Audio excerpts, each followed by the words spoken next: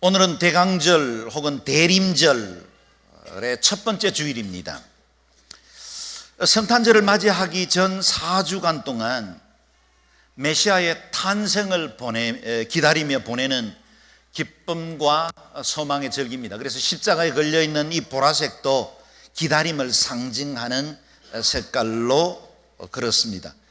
그리고 오늘부터 이제 촛불을 하나씩 켜면서 4주간의 주일을 대강절, 주의 은혜를 기다리며 보내는 시간으로 보내게 될 것입니다. 제 사무실에서 찍은 달력 사진입니다.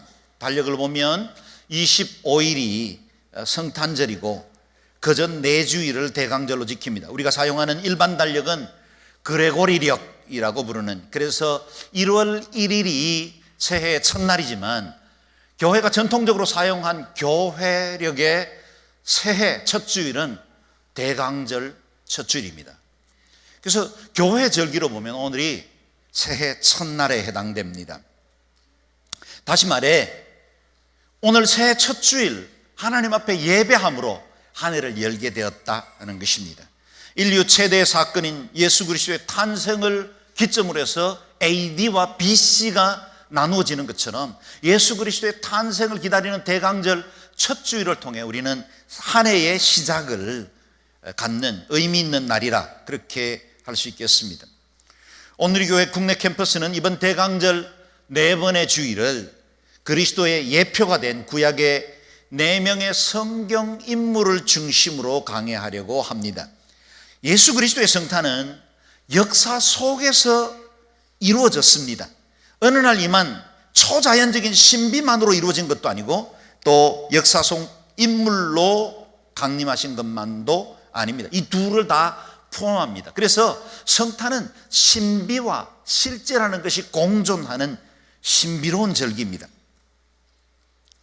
구약 성경의 다윗과 모세, 아브라함과 첫 아담은 모두 예수 그리스도의 그림자, 모형의 역할을 했습니다. 그들의 삶과 그들의 역사 속에 나타난 예언을 통해 예수 그리스도께서 이 땅에 오신 의미와 그 계획들을 묵상해 나가게 될 것입니다.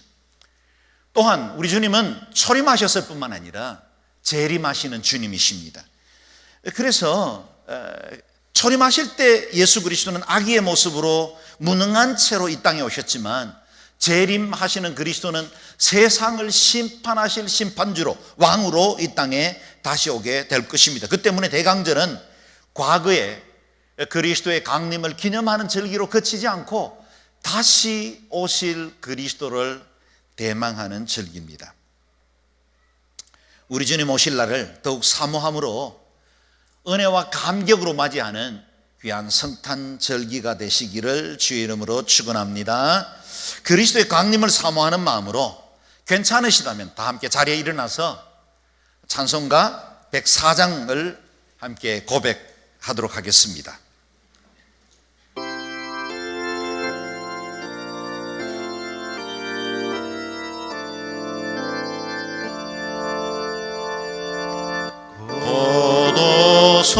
고도소서 임마누엘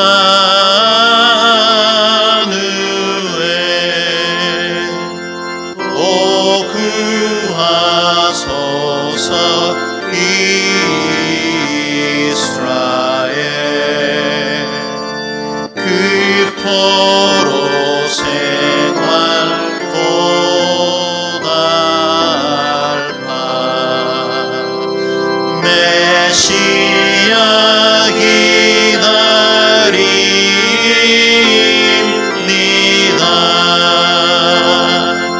기뻐라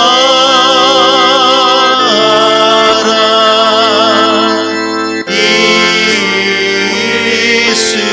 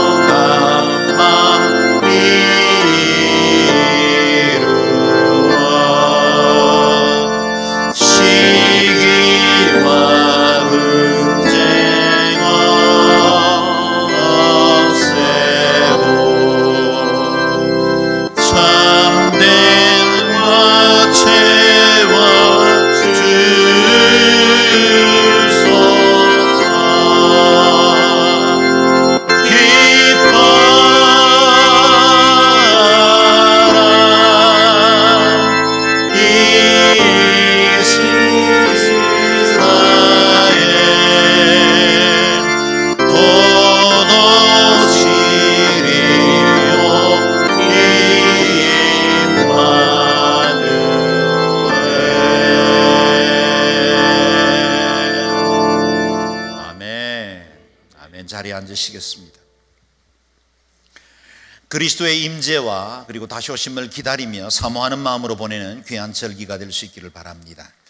오늘 읽은 우리 본문 말씀에는 별칭이 붙어 있습니다. 다윗 언약입니다. 하나님께서 다윗과 그 후손들에게 약속하신 말씀이 담겨 있습니다. 그래서 오늘 5절 이하의 말씀을 이해하려면 이 말씀이 주어진 배경을 먼저 이해할 필요가 있겠습니다.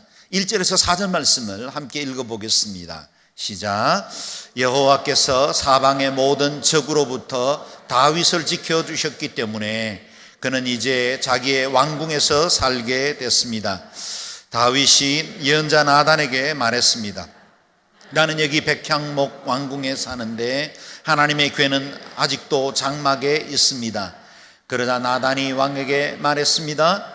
여호와께서 왕과 함께 하시니 왕께서 마음에 두신 일이 있다면 무엇이든 그대로 하십시오.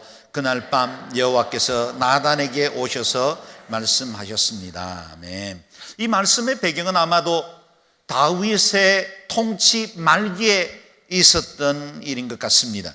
다윗은 이스라엘 역사에서 전무후무한 광대한 영토를 차지했고 주변 국가들이 감히 넘겨다 볼 수 없을 만큼 강력한 국가를 이루고 있었습니다. 나라 안팎으로 평화로웠고 다윗은 백향목으로 지은 아름다운 궁에 거하고 있었습니다.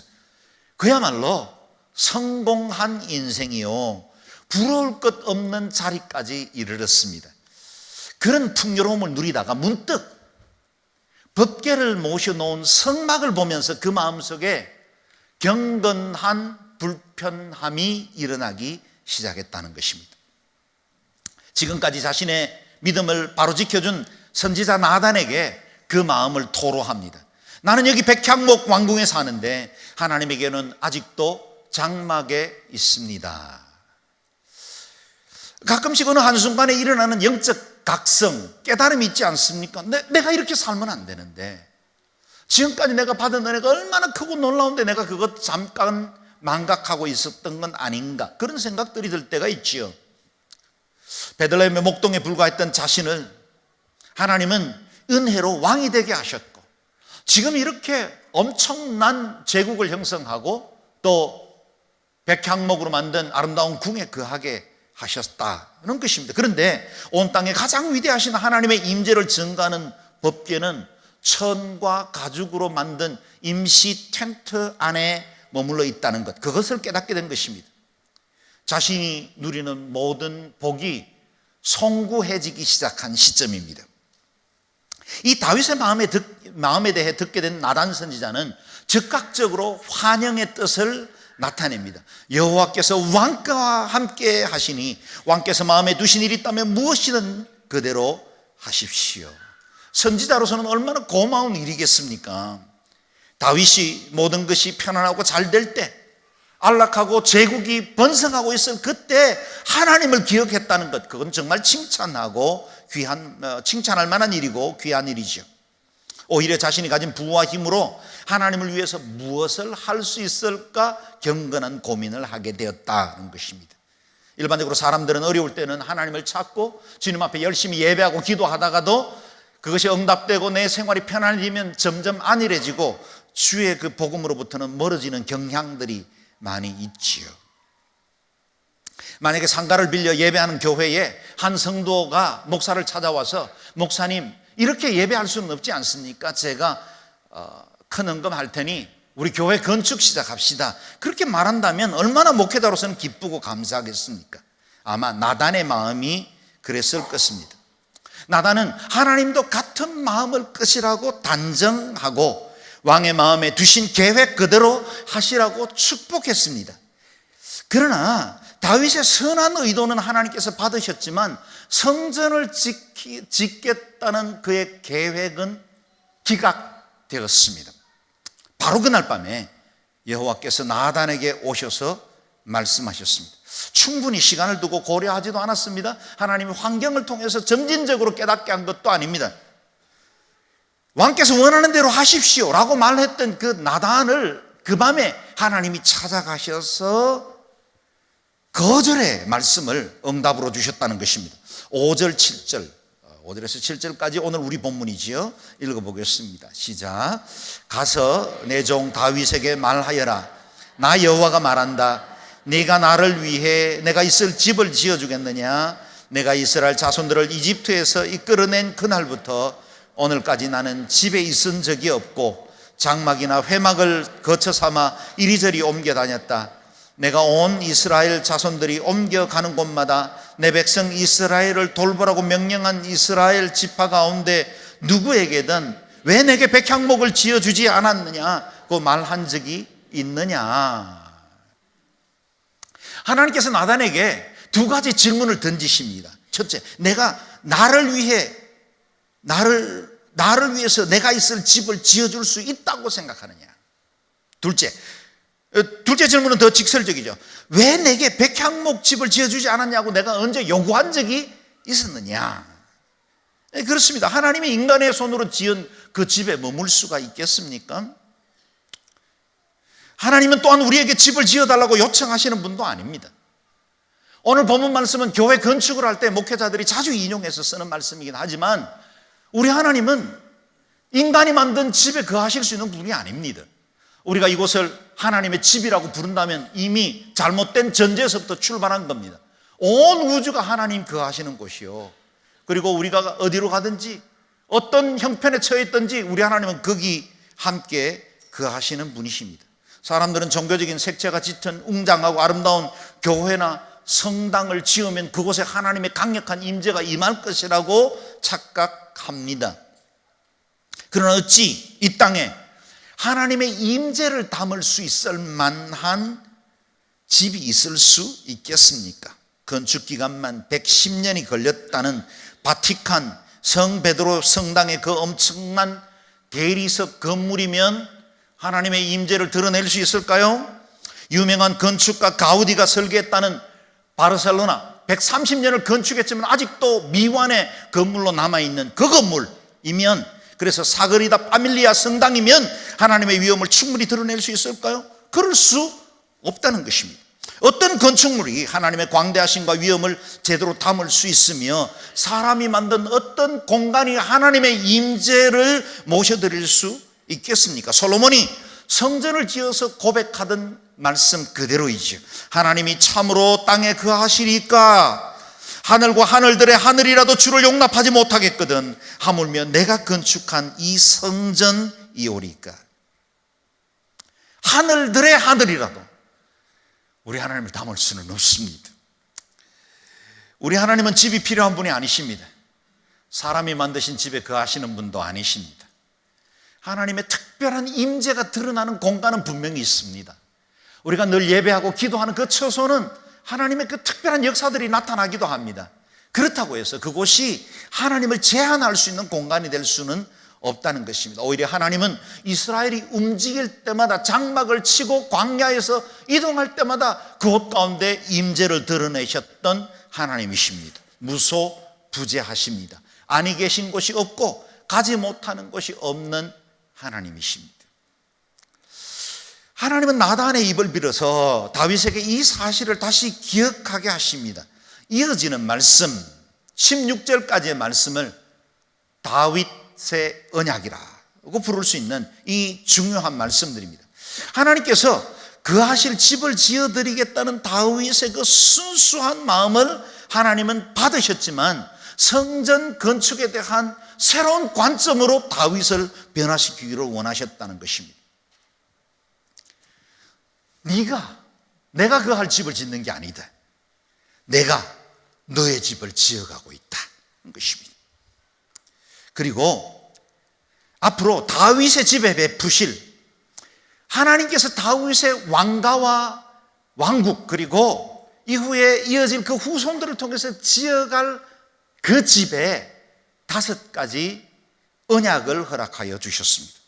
5가지 언약입니다. 오늘 본문 전체에 담긴 이 언약은 예수 그리스도께서 이 땅에 오신 이 성탄의 의미를 담고 있는 말씀들입니다. 첫째, 다윗의 후손과 이스라엘을 높여주겠다고 말씀하십니다. 8절 9절 말씀을 같이 읽겠습니다. 시작. 그러니 내 종 다윗에게 말하여라.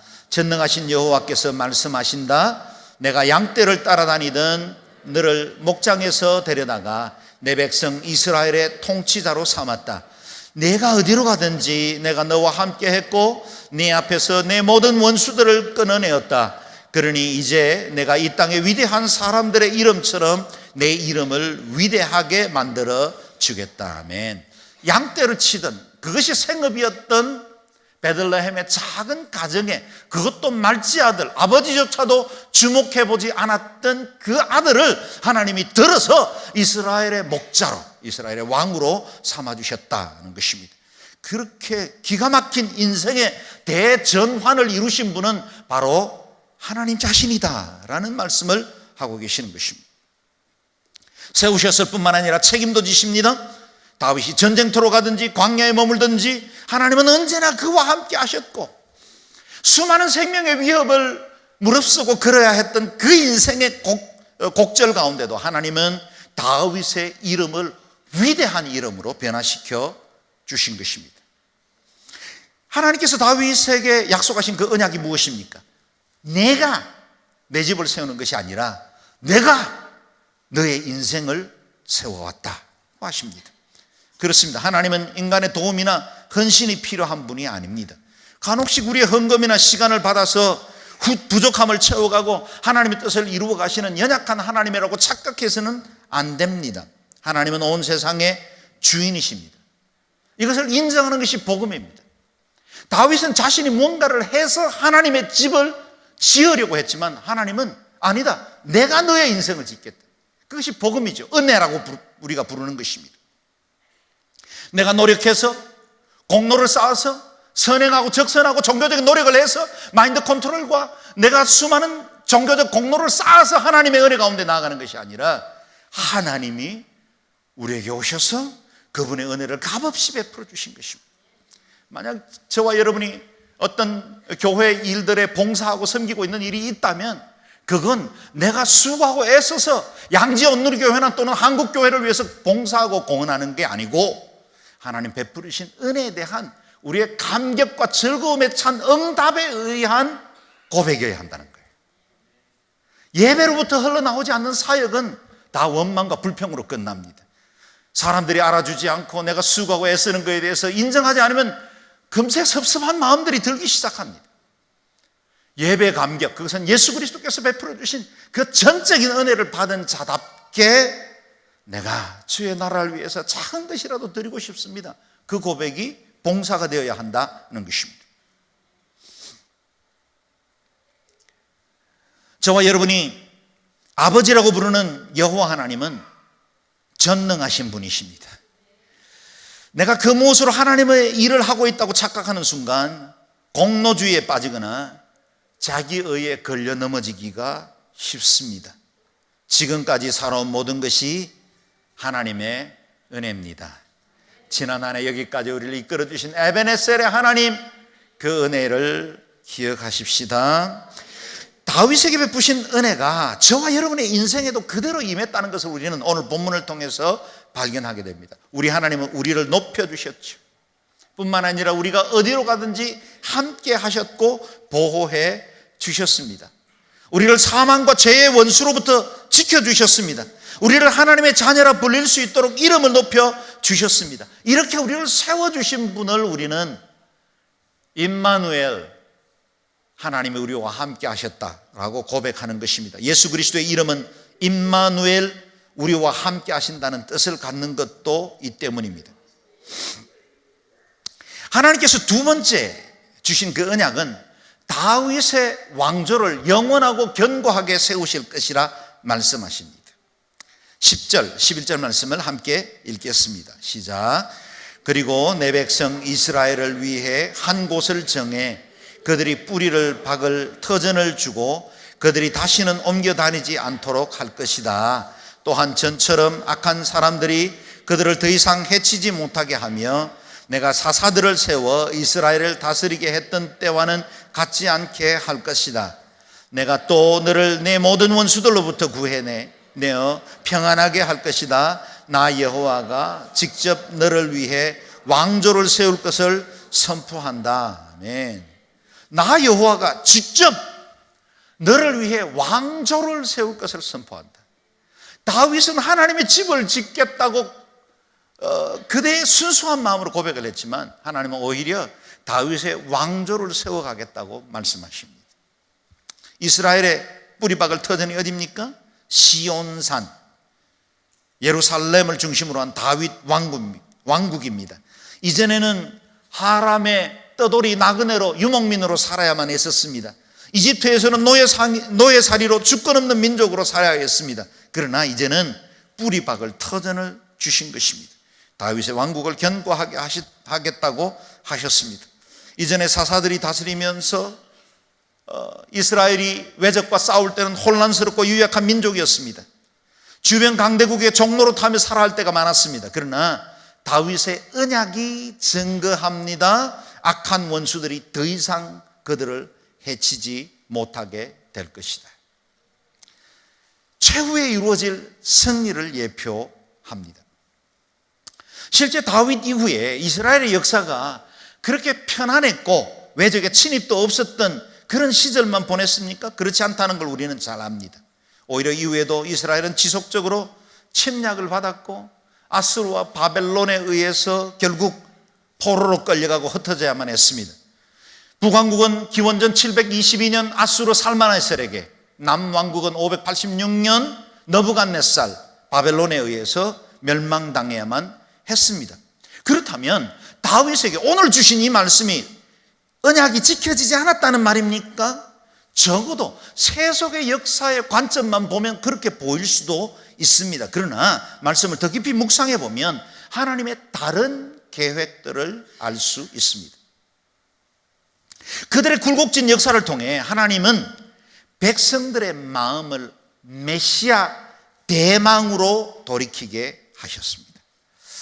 영속적이고 완전한 평화의 날을 갈망하고 고대하게 하셨습니다. 예수 그리스도의 나라만이 영원하다.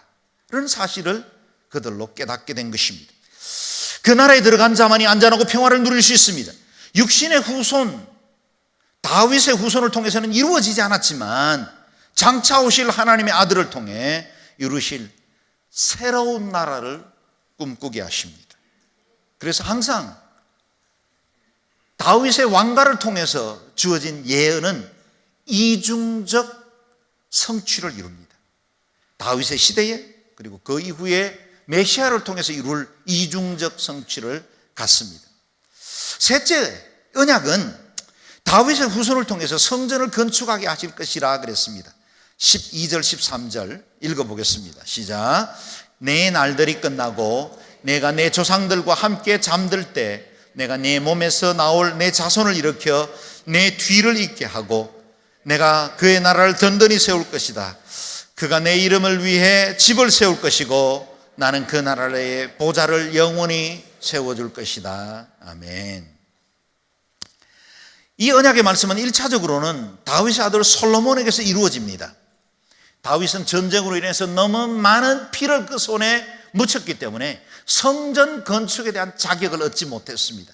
오히려 그가 준비한 그 모든 성전 건축의 재료를 가지고 그 아들이었던 솔로몬의 손으로 성전이 지어드리게 되었습니다. 그러나 이 언약은 솔로몬 성전을 세우는 것을 궁극적으로 말하고 있지 않습니다.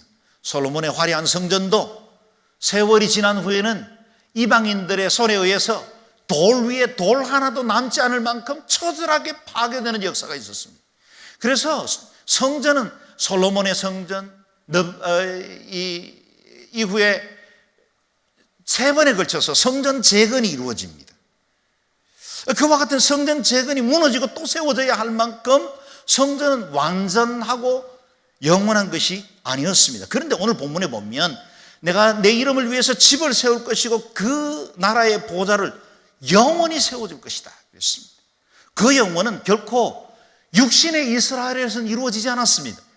그리고 AD 70년 로마 티투스 장군에 의해서 예루살렘 성은 완전히 파괴되었고 이스라엘은 흩어져서 2000년간 유리 방황하는 민족이 될 수밖에 없었다는 겁니다.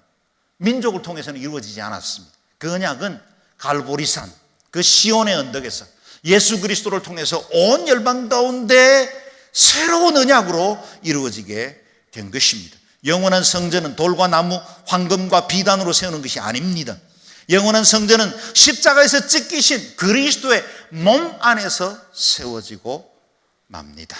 그것이 여러분과 제가 이루고 있는 신앙 공동체이고, 믿음 안에서 맺어진 이 공동체는 이 땅에서 뿐만 아니라 영원까지 이어지는 성전이 될 것입니다. 네 번째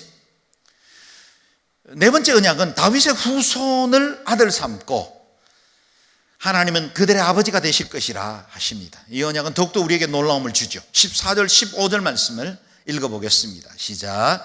나는 그의 아버지가 되고 그는 내 아들이 될 것이다.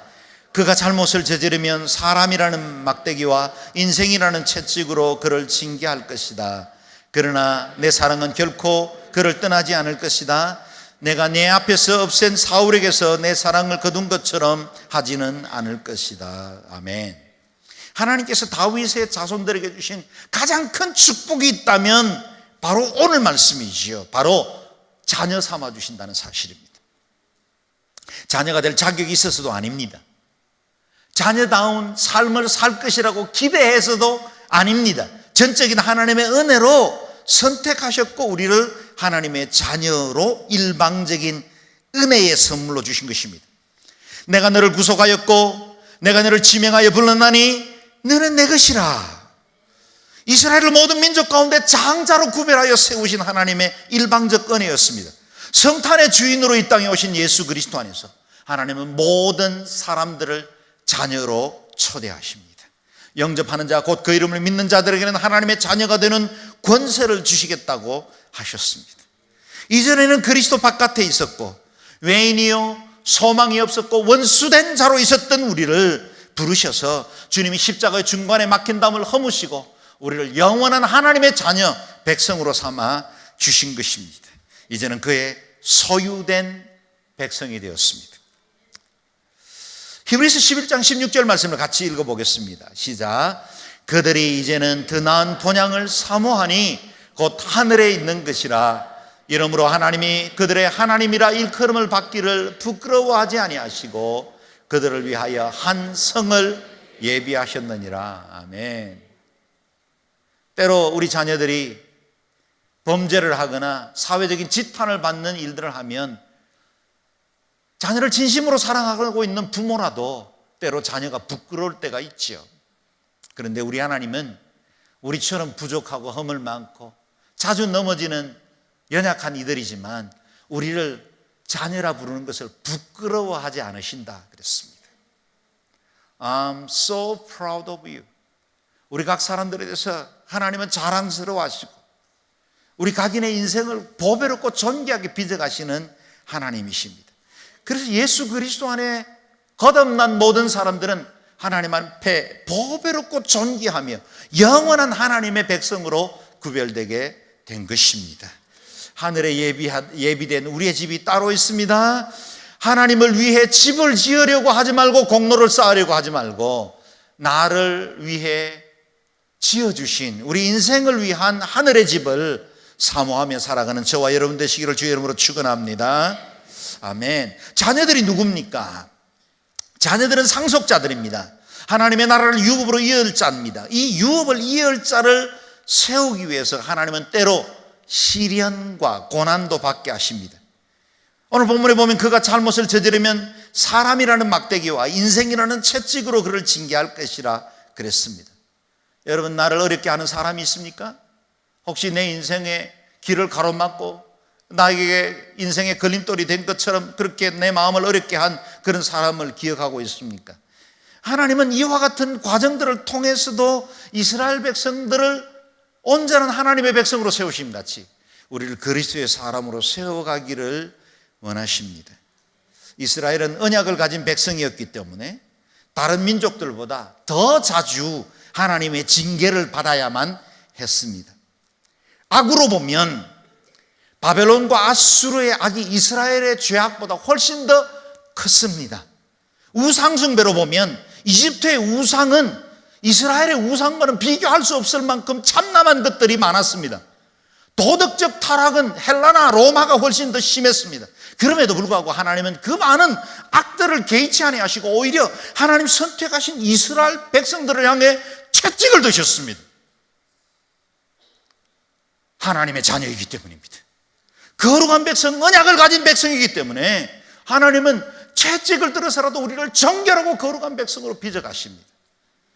홍내 삶의 고난이 있다는 것은 하나님께서 나를 포기하지 않으셨다는 증거라는 사실을 기억할 수 있기를 바랍니다.